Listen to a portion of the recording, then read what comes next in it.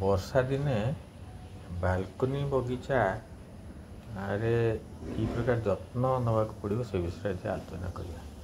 ବାଲକୋନିରେ ଆମେ ଯେଉଁ ବିଭିନ୍ନ ପ୍ରକାର ଗଛ ଲଗେଇଥାଉ ସେଗୁଡ଼ିକ ଡାଇରେକ୍ଟ ସୂର୍ଯ୍ୟକିରଣ ପାଇନଥାନ୍ତି। ପ୍ରତିଫଳିତ ସୂର୍ଯ୍ୟ ରଶ୍ମି ବା ସୂର୍ଯ୍ୟକିରଣରେ ଇନଡାଇରେକ୍ଟ ଯେଉଁଟା କହୁଛୁ ସେଇଥିରେ ସେମାନେ ବଞ୍ଚନ୍ତି। ତେଣୁ ତାକୁ ସବୁଦିନ ପାଣି ଦେବା କିଛି ଆବଶ୍ୟକତା ପଡ଼ିନଥାଏ। ଅଳ୍ପ ଅଳ୍ପ ପାଣି ଦେଲେ ସେ ବଞ୍ଚେ।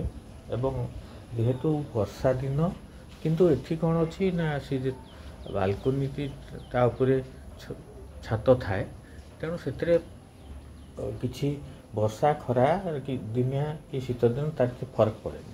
କେବଳ କିଛି ତାକୁ ଦେବାକୁ ପଡ଼ିବ ଅର୍ଗାନିକ୍ ଖତ, ଆଉ ତାକୁ ମଝିରେ ମଝିରେ ଟିକେ କୋକୋପିଟ୍ ଆଉ ଅନ୍ୟାନ୍ୟ ଜିନିଷ ଯେଉଁଠି ଟିକେ ହାଲକା କରିବ, ସେଇଭଳିଆ ଟିକେ ଯତ୍ନ ନେଇଗଲେ ବାଲକୋନି ବଗିଚା ଆପଣଙ୍କର ସବୁଦିନେ ହରାଭରା ରହିବ। ଯେହେତୁ ଆପଣ ଘର ସହରାଞ୍ଚଳ ଲୋକମାନେ ବିଶେଷତଃ ଏ ବାଲକୋନି ବଗିଚା କରିଥାନ୍ତି, କାହିଁକିନା ସେଠି ଟିକେ ଅମ୍ଳଜାନର ଅଭାବ ରହେ, ପାଖରେ ବୃକ୍ଷଲତା ବେଶୀ ନଥାଏ। ତେଣୁ ଏଇ ବାଲକୋନି ବଗିଚାଟେ କରି ତାର ଯତ୍ନ ନେଲେ ଆପଣ ନିଶ୍ଚିତ ଭାବରେ ସ୍ୱାସ୍ଥ୍ୟକର ପରିବେଶ ପାଇପାରିବେ।